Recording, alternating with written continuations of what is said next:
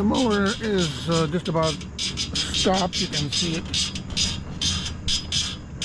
Maybe you can see it there, how it's slowing down, stopping. This is Vince. I'm at the tree farm. I'm going to give you an update. I know it's been a long time since I've done on video, but there's a lot going on. And one thing that happened early June, it's actually August now. In early June, there was a report that I got from my neighbor out here, farm land property neighbor. He didn't actually live next door, but he owns property next door. Told me the police were out here investigating an accident. Some guy drove off the road and nailed two of my trees. You can see this was one of the bigger ones of the two. The other one's over there. On that one, the bark has been stripped off by probably 4 feet up. So this was a nice tree. And I used the past tense because this thing is probably not going to make it. And he actually ran over this one, but I replaced the stake. It damaged the tree shelter, and I can't rehook it. But anyway, over here, this tree, you can see how the bark is missing almost all the way around. And if we look down here, they didn't do a real good job of cleaning up the mess. I'm gonna have to clean it up. We still have glass from his windshields when he smashed his car. I assume it's total. I never got the details on how bad he wasn't injured apparently. Claimed he was avoiding a deer, but there was no one here to verify that, so maybe he just drove off the road. I don't know. But I'm standing, here's 4.5 feet where we measure diameter breast high. So this is almost 5 feet of, is this tree gonna make it? I don't think so. So I've been busy with that. That's one thing that's been keeping me busy. I'm gonna drive up here and show you one other thing that's been keeping me busy.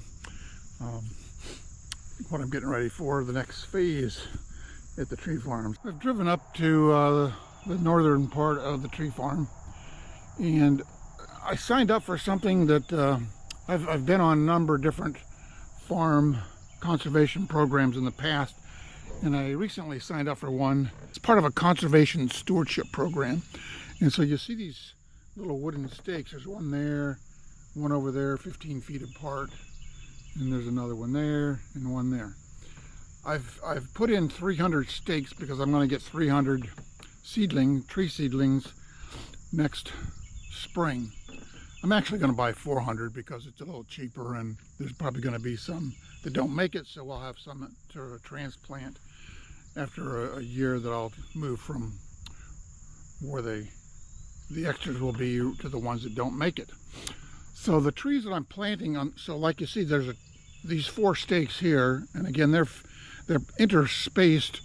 So the black walnut trees are on a 15-foot square grid. So every row and every column, there's a black walnut tree 15 feet apart. And in the middle of those, I've arranged with the forester group people, and it's part of my stewardship program. I'm going to plant 4 different species of trees, and what they're going to be is in each of the 4 clumps, and then there's a space like over here, and these 15 feet away there aren't any, but if you can see, you might be able to see there's stakes in groups of 4, and there's a total of 300 stakes laid out. So the 4 tree/bushes that I'm getting are something called spice bush, arrowwood, American hazelnut, and a pawpaw tree. So I'm going to have those 4 in each of the groups of 4 every place, and I don't know how well they'll do, but we're going to find out. It's a program that they think that'll improve the forestry, maybe for the habitat for the birds, the wildlife, whatever. We'll see. The thing that I don't talk about much, and you can see, I think, where I've mowed in between some on a diagonal and some straight along the rows here, is when I'm mowing, to me there's nothing more therapeutic than just looking at these trees, seeing how big they've gotten. And it's now been 33 years since I bought and planted these trees. You can see them kind of waving in the light, mild breeze up here. These trees are, 40, 50 feet plus tall. And they're like people, they aren't all wonderful, but they're all unique, and they're all, they're just amazing to watch them grow over the years, kind of like people, and the beauty is, you just can't put it in words really, but if you experience it, it's something that it's just to me, it just is so rewarding to see these things grow, to know they're here, to know they're going to be here for another 100 years, for the offspring, the generations to come. So that's what to me is rewarding. I enjoy doing this. I hope you enjoy watching it. I've got a lot more to do that I haven't made videos on. I've switched in my woodworking at my workshop. I've switched from face grained cutting boards to end grain cutting boards. So I've got to make a video on that. I got one in process. It's going to be a little bit more time till I can finish it, but I'll show you that. And then obviously I've got my sawmill.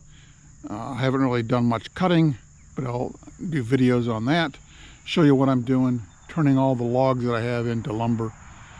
So there's a lot going on. I just haven't been videoing it at all. Been busy, and try to do a little better job of keeping you up to date on what's going on in the future. Hope you enjoyed it. If you got any comments or questions, let me know, and we will try to make more videos. Stay tuned. There were two things I forgot to say earlier today when I was talking about the place where I'm going to plant the 4 different species of trees. Let me flip it around here and show you a little bit more.